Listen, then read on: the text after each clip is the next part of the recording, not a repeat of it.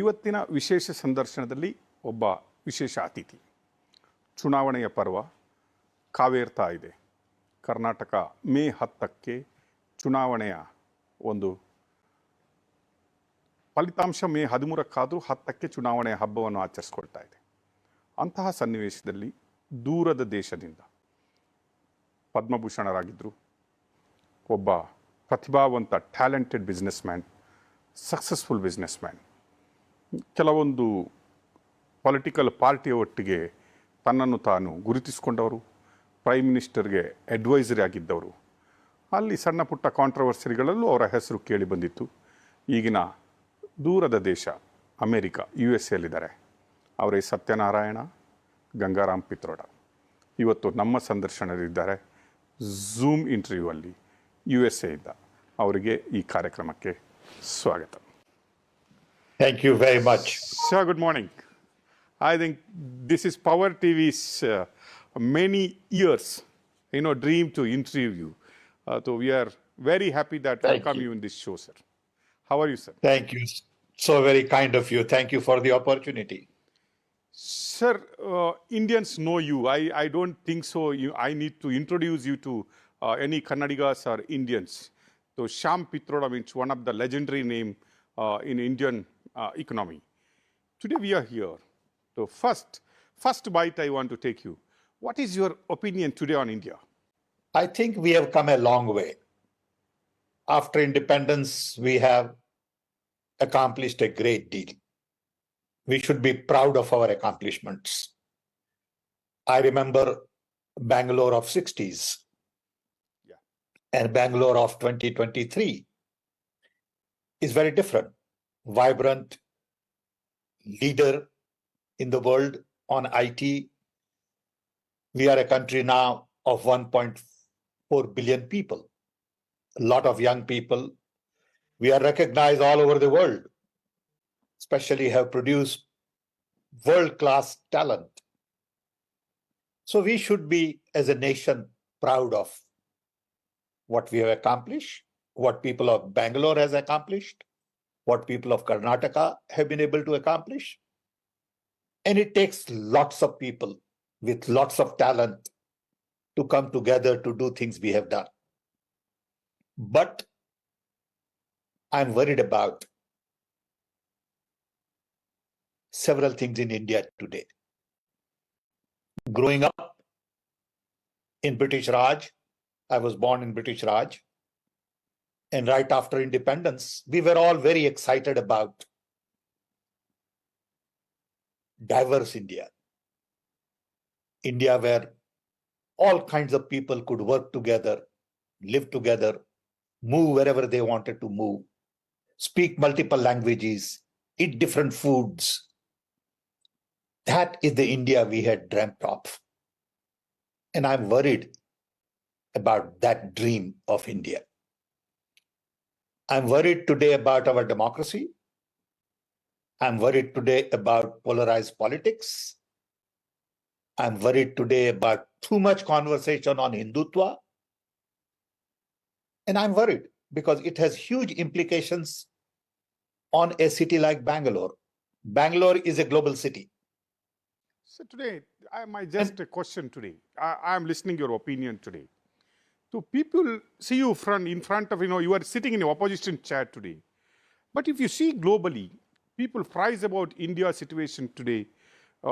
Leadership of Narendra Modi is totally, entire world is prizing that leadership. And India not is... true. No, it is Indian version of the media. Okay. It is not true. I've lived abroad for 60 years. What Indian media says is not necessarily the truth. Nobody cares here in Chicago. Nobody cares. They care for Indian talent. Don't confuse that.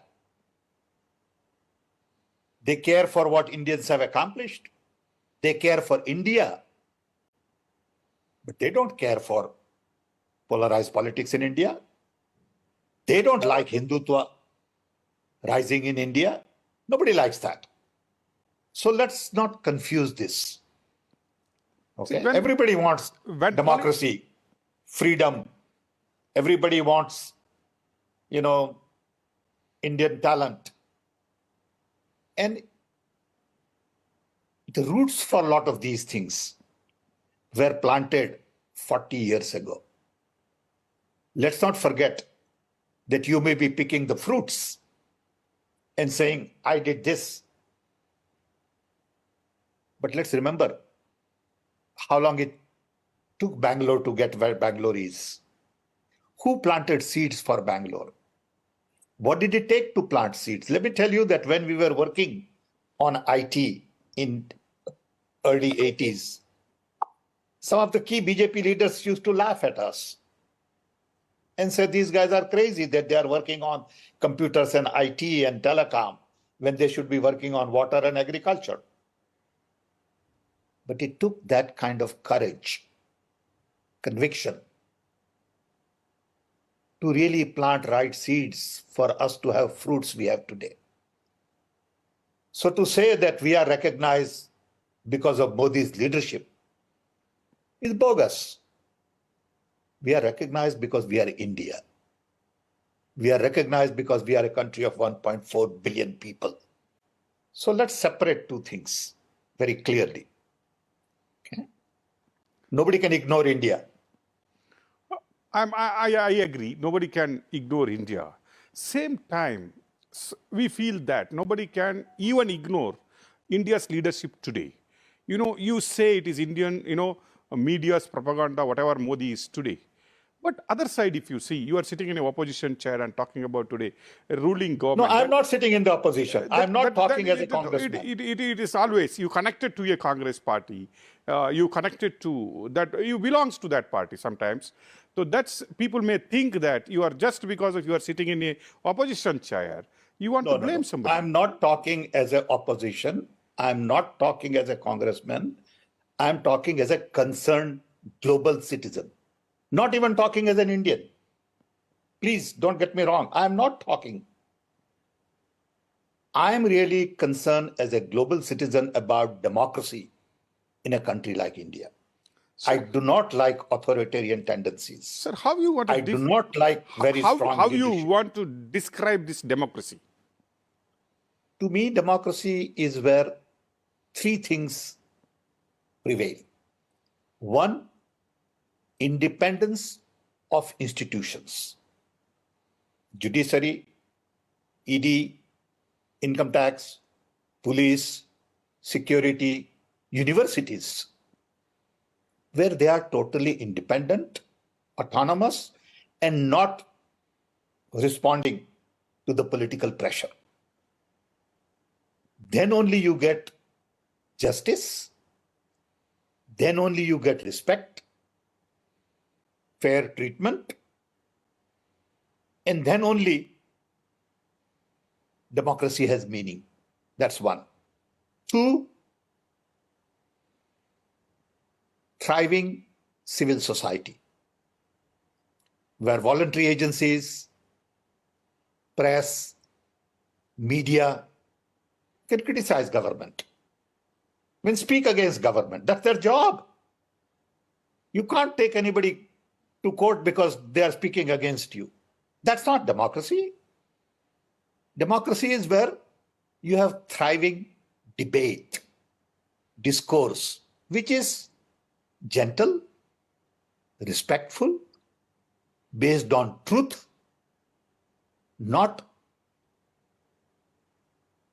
personal attacks, not vendetta, false court cases. Three, with independent institutions, with thriving civil society, you have logical, rational mindset where you can have a decent conversation. It cannot be tutu meme and attack and all kinds of, social media lies just propagate about you, about your family, and systematically orchestrated attack takes place.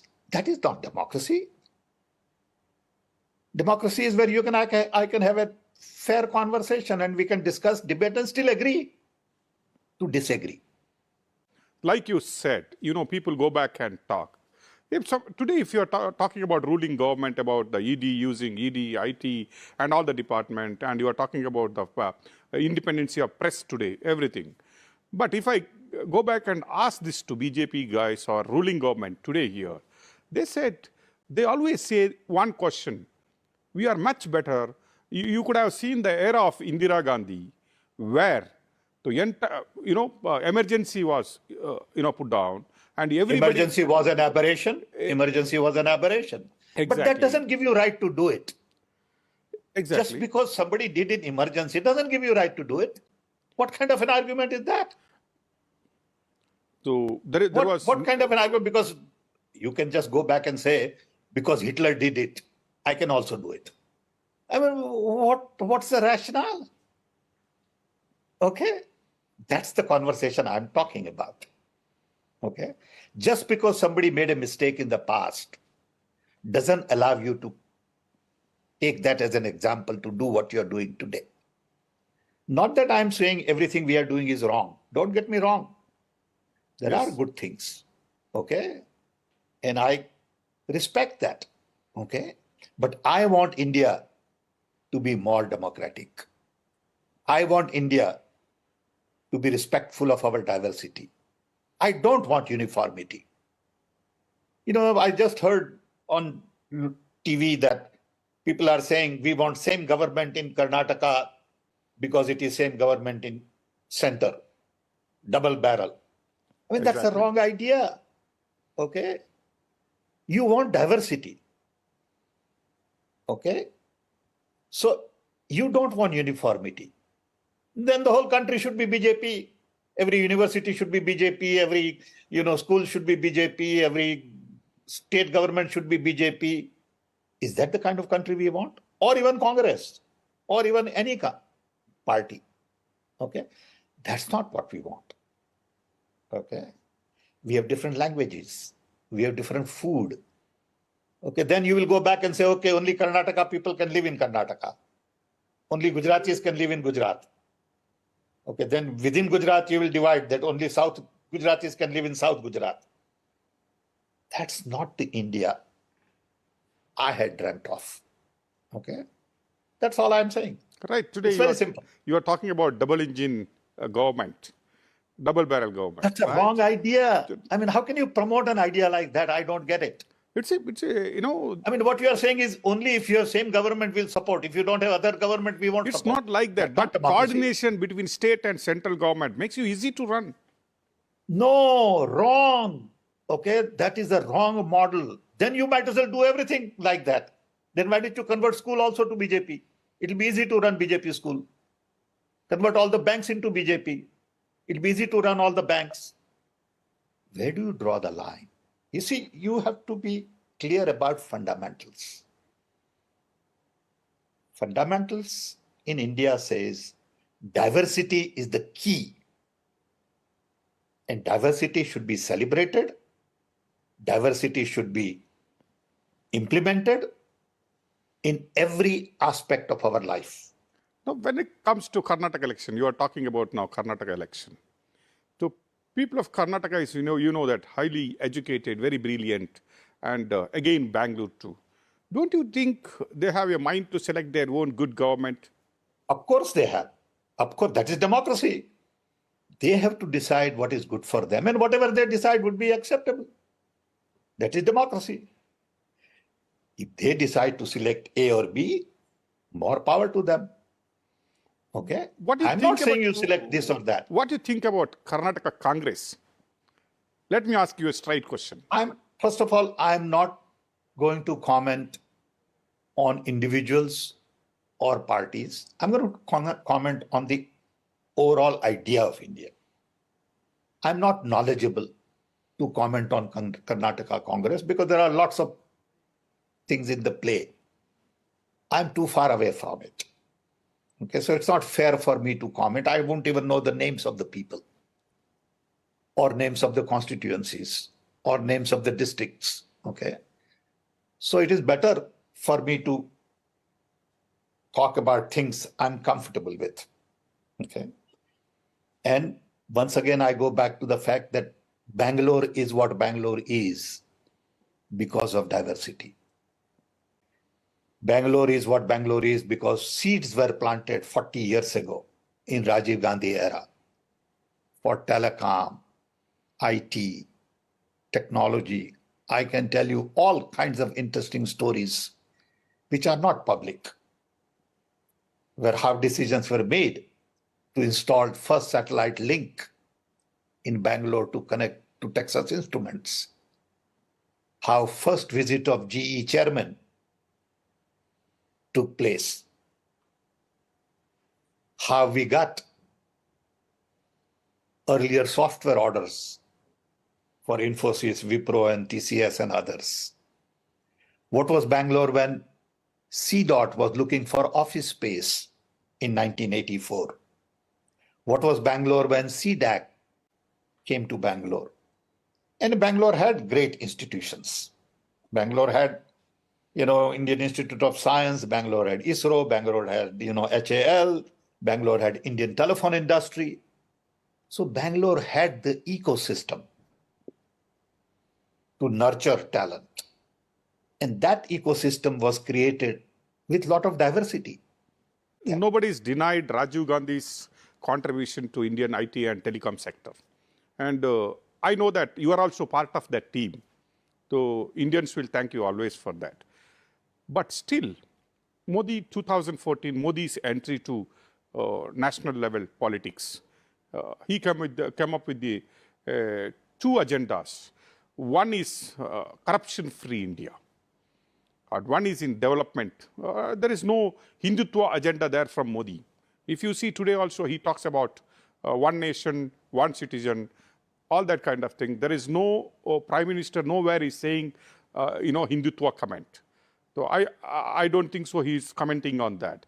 Now 2014. It is one thing to say, it is one thing to say, and it's another thing to act.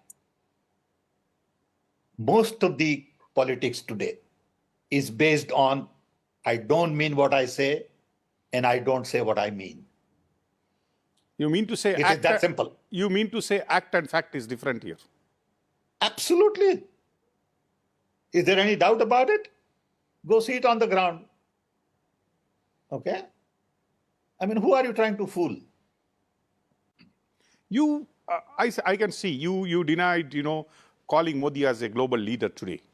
But once upon it, No. Don't get me wrong. Please don't get me wrong. Indian Prime Minister will always be a global leader. Okay? So let us not attach names to it. Okay? Whosoever Indian Prime Minister, he'll be a global leader or she'll be a global leader. Okay? It is because of India, not because of individuals' talent, individuals' education, individuals' character, individuals' expertise. Okay, no. Those kind of leaders were Gandhi, Nehru. They were different. Look at this way. Nehru wrote a book called Discovery of India. Sitting in prison, no library, no access to Google. Can today's leaders write paragraph like that? No. That is the difference. But Indian Prime Minister will always be a global player.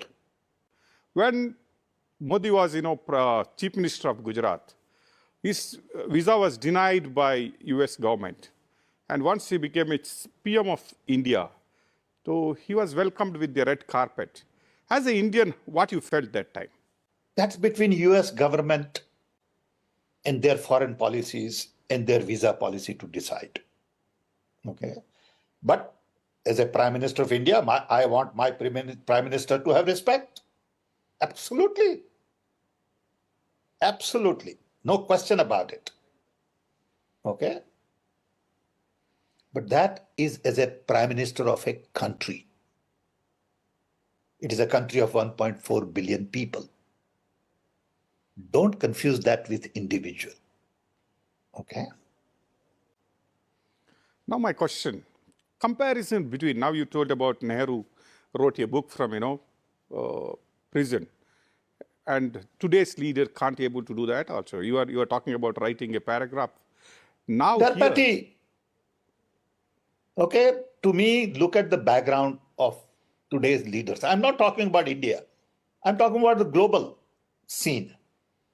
Look at the global scene today and look at the leaders like Mandela, Gandhi, Nehru, Kennedy. Okay. I mean, look at those leaders. Look at their background. Even Merkel, PhD in physics. Okay. I mean, those are the stalwarts, thinkers. They have huge understanding of the world. And today's leaders are pygmies, according to me. I could be wrong. Okay. But my standard says you cannot be illiterate in today's world and hope to be a great leader because the world is too complex. true. Okay. You need that ability, understanding, education, experience. Okay. And it is not about being on a stage like a theater. Okay. Some people can succeed being a good actor, but there is no depth. Okay. And that's my concern about global leaders today. I will go back again, 2014's Modi's commitment to India. One is corruption-free, one is development. What do you think, where we are today in that? I'm really not qualified, but I would say if you ask economists and if you ask average person, they will tell you, first, we have not been able to create the kind of jobs we said we will create. Economy is in a mess because we have borrowed too much. Inflation is still there. Now you can go on TV and deny everything, which is okay. All right. And you can fake it. But the reality will be told to you by economists. I know that we have not created jobs. That I know. Okay. But I don't know the integrity of inflation, debt, the dollar, which is now 82 rupees to a dollar. Okay. So these are all the signs which clearly says economy is in a mess. Simple. Now let's talk about corruption. Okay. We were all told that all the money abroad will be brought back. What happened to it? What happened to all these industries leaders, including the present conversation on Adani and all? Is that related to corruption? I don't know. Okay. I'm not knowledgeable. Okay. Then if there is no corruption, how are political parties buying candidates for 70 crore, 50 crore? How are we spending all this money on election? Where is that money coming from? Who is paying for all this? One rally of Prime Minister or any other leader, could be anybody, doesn't have to be Prime Minister. Look at the amount of money they spend on one rally. Okay. Build the structure and, bring thousands and thousands of people. Where is that money coming from? Same happened with Rahul Gandhi when he started Everybody. Bharat Everybody. Jodo. I'm not saying, no, I'm not distinguishing. Don't get me wrong. I said that. Everybody. Okay. So the system, to some extent, is corrupt.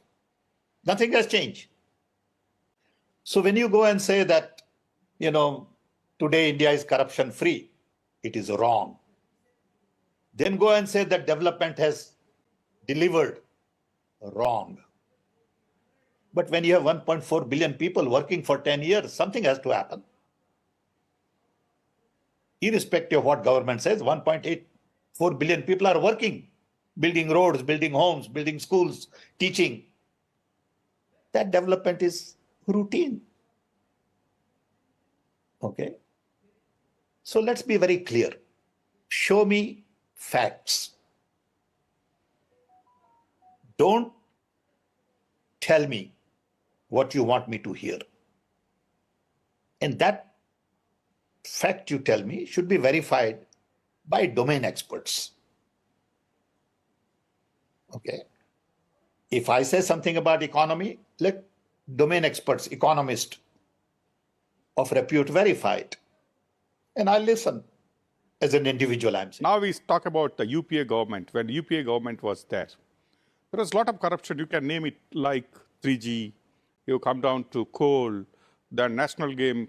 All the corruptions have happened. And a lot of, union ministers got arrested. Have you proven anything? Have you proven anything?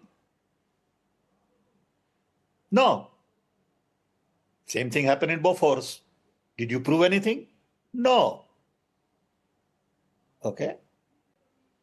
So I've lived through for 40 years on lies.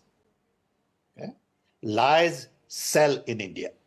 Same way, now Congress is trying to put some of the blame on Modi government about Adani. Now you talk about Rafale deals, but that also not proved. So fine, I'm not saying, but that's okay. That's the game they play because everybody plays that game. So what do I have to do with it? Nothing. So somewhere you are very close to Gandhi family from the decades. Sometimes your name also come up with Young Indian and Associate Journal companies. What is your clarification on that? I'm on the board member. That's it. And I can tell you today on national TV, nothing wrong has been done by me or my board members. Period. Doesn't matter how many court cases you come up with. Doesn't matter what you charge. Nothing. Nobody has ever taken a dime. I have not even charged for my travel. Expense report. Only thing I get is cup of tea when I go to board meeting. That's it. Now you can say I'm corrupt. You can come up with all kinds of, halla gulla. The bottom line, I'm telling you today, as Sam Pitroda, 81-year-old, who has never lied in his life because there has never been a need to lie. Nothing and absolutely nothing wrong has been done. Not even 5 paisa has been taken from National Herald by anybody in anybody's account. Okay. Now you can twist things. Okay. Today, both and there were headlines in the papers. Today, Sonia Gandhi and Rahul Gandhi is in bail in the same case. I can speak for myself. Okay. No, as a board member, you were the board member of that company. Yeah, I'm telling you as a board member. That's what I'm saying. When I say I can speak for myself as a board member, I cannot speak for themselves. See, another company. But as a board member, I can tell you, nobody has done anything wrong. Because as a board member, I would know. Okay? That's all I'm saying. From my perspective, as a board member, nothing wrong has ever been done. Period. Another company you are associated with, Jet Airways. Again, that company also get closed. And I was not associated with it. I was on a board for a year only. Okay. And when I was on a board just for a year, nothing happened, and I left in a year. Okay. Now, today's India, like you said, we are in the election era of Karnataka now, 2023, May 10. We are going for election. Now, if you are thinking like Bangalore, your dream Bangalore you are talking about, decades ago back. If you compare that Bangalore and today's Bangalore, what do you find different? I think today's Bangalore is thriving, has a lot of opportunities, huge technology base, not just in IT, in many other areas. It is a metropolitan city. It is a city where diversity is flourishing. Okay, it is a city with great institutions, research, education, industry. It is a city to be proud of. Today, if you want to guide a young generation today, IT firms or whoever, you are a legend in IT and telecommunication. And if I go through your profile, if I see your, discoveries, your company, startups, whatever the achievement you've done, it's a great. If you want to guide today's young generation in last 10... I think so. Bangalore has done very well. Compared to any other city in India, Bangalore has done very well. Not that other cities haven't done well. Hyderabad has done well, Pune has done well, many other cities have done well, but Bangalore has done very well. Sham आप उड़ीसा में पैदा हो गया and you are a Gujarati. So, and don't you feel proud sometime you have a Gujarat PM in India? I can't be Gujarati first. I have to be Indian first. Okay, I was equally proud of Rajiv Gandhi, Indira Gandhi, Narasimha Rao, Devi Gowda. I worked with him while he was Prime Minister. Inder Gujral, VP Singh, Chandrasekhar.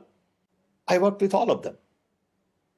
And they all bring different things in that job. Okay. So it will be parochial for me to say I'm proud because I have a Gujarati Prime Minister. No, I don't believe in that.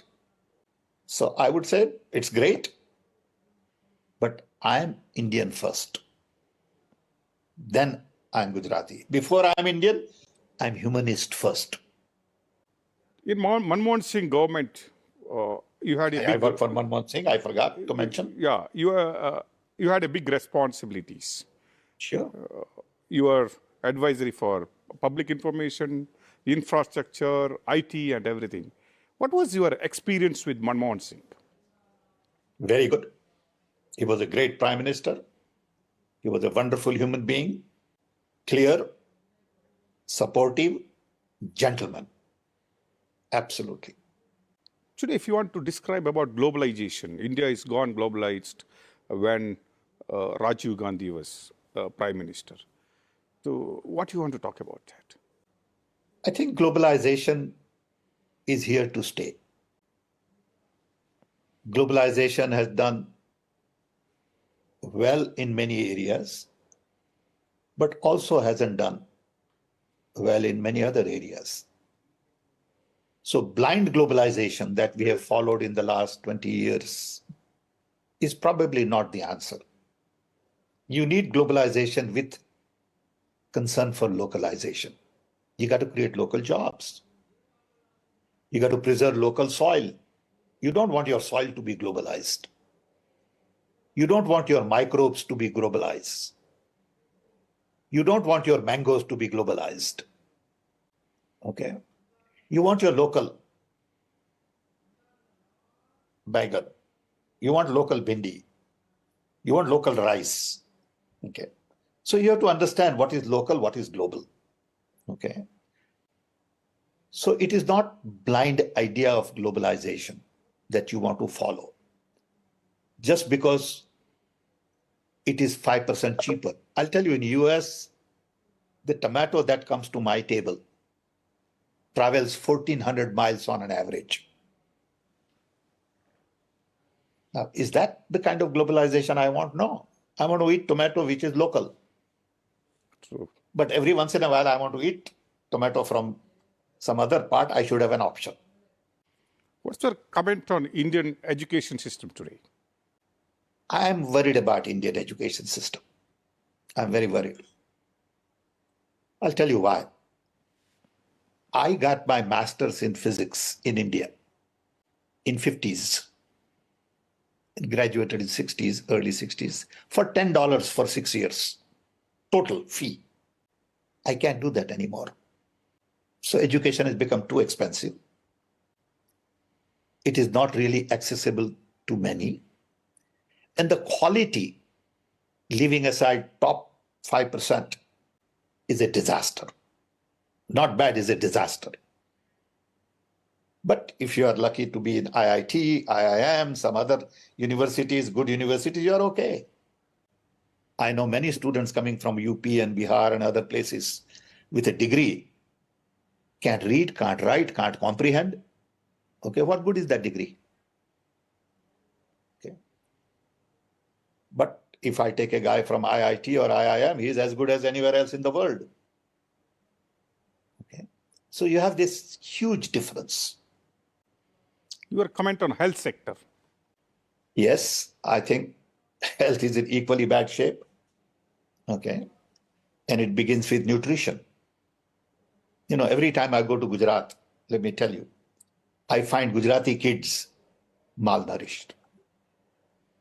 You go look at Gujarati kids and Punjabi kids, and you will see the difference in height, weight, bone structure. Okay, they're all 5 feet below. And that bothers me. On one hand, we talk about development. On the other hand, you see that Gujarati kids are little because we have not paid attention to nutrition. That's the beginning. Then our primary healthcare system hasn't worked well. You know, I run a major foundation in Bangalore called Transdisciplinary University that Darshan Shankar and I started 30 years ago to really promote traditional medicine, document all the herbal medicinal plants and all. I think there is a lot of wisdom in traditional medicine that we have ignored. Not that that solves the problem of surgery. Don't get me wrong. You need modern medicine. You also need traditional medicine. But traditional medicine is more about nutrition, food, little things to fix, you know, whether you have stomach pain, you know, whether you have a little bit of cold.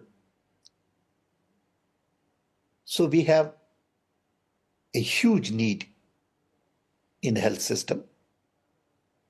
Health of the poor is not taken care of. But we have built 5-star hotels for hospitals.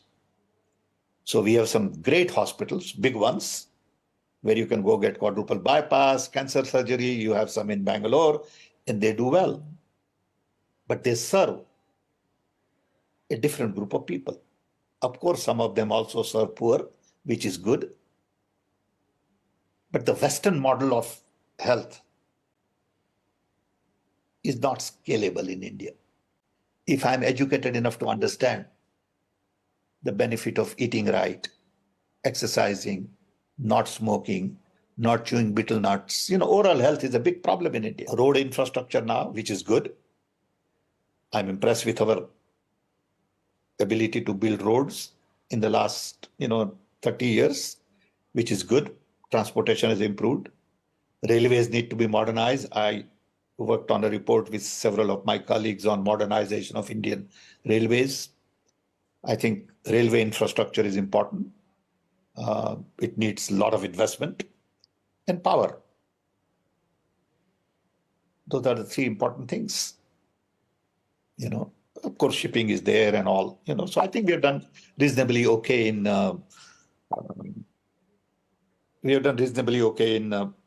railways and other areas. Indian Padma Bhushan awardee, and so many awards I've seen. What is your next vision to India?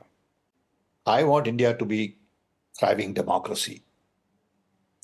I want India that respects every religion, every language, every race, every culture. I want India to be inclusive and not exclusive. I want India to focus on sustainable development. I want India that I had dreamt of as a child, where you and I can respect each other with our diversity. The language you speak, I don't speak. I don't understand, but I respect. I love you. You are my friend. Okay. I don't want to worry about our differences, But I also like dosa. I also like idli. That's part of my life. You can't take that away from me. You can't tell me that because you are Gujarati, you can't eat my idli dosa. You see? So I would like India to celebrate diversity. What's today's opinion on Indian foreign policies? On the international scene, people care about India only because of our size. First, we need to fix our neighborhood. If we want to be a global leader, you got to fix our neighborhood. If we can't fix our neighborhood, how can you fix the world? Tell me. I mean, what is this about, global recognition, global thing? You can't even fix your own neighborhood. Okay? You are 1.4 billion people. Every country around you is small. You can't fix that. And you say in G20, we are going to be global leader. Don't make sense. Okay? If your own house is not in order, how are you going to put the world in order?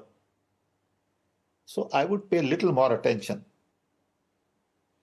on our neighborhood.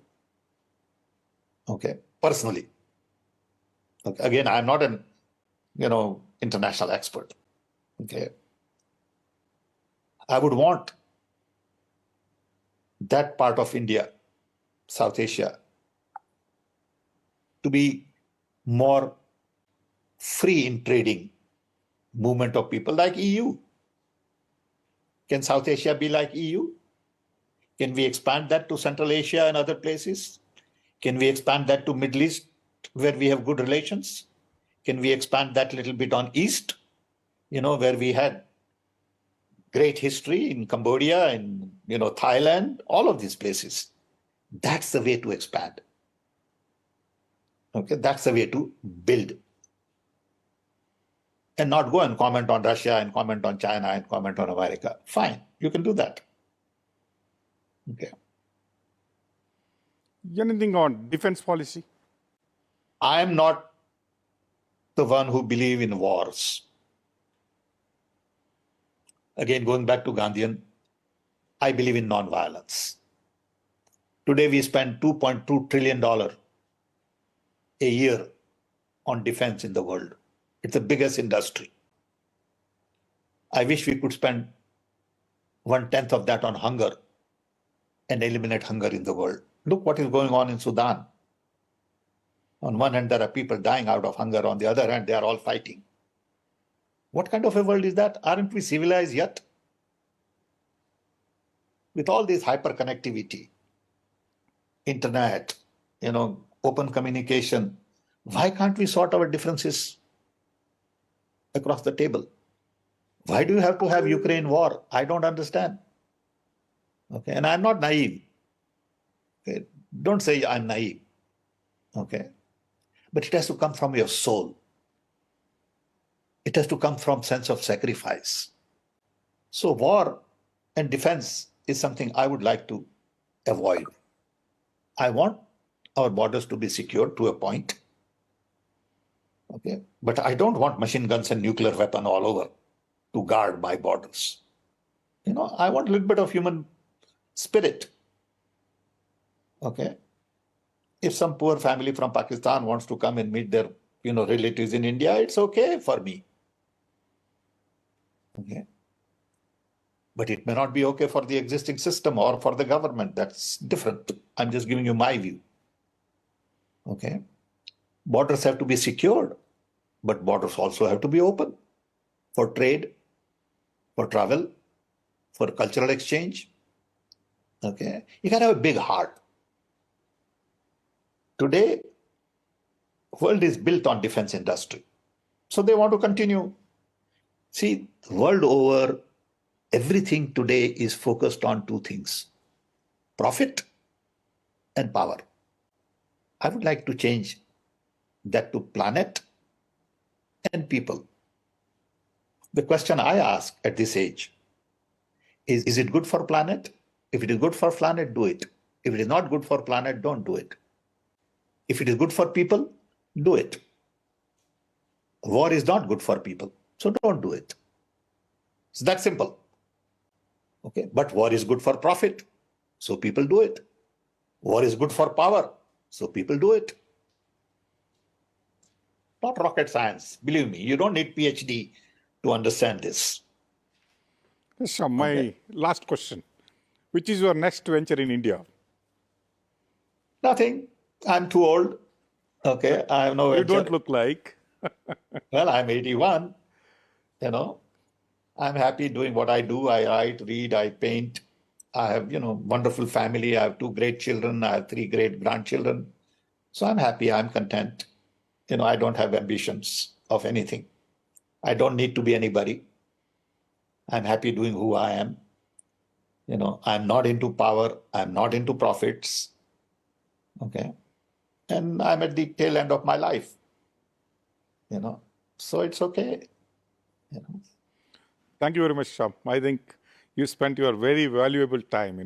We are honored to receive I hope you. it was useful. I may have something. Too useful. I may have said something to offend somebody, but No, yeah. that's not the purpose. It's a honor. Forgive me if I've said anything. We love to receive you in I Bangalore. just shared but I just shared my view openly.